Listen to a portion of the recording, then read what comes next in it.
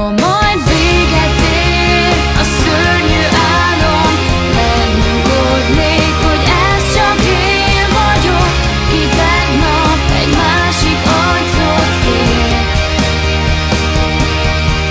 Ma már semmi másra nem cserélném, bármi jön még, az ki én vagyok, ha egyszer visszajuthatnék. Ha senki észre se vesz, te úgyis igazi hős lehetsz.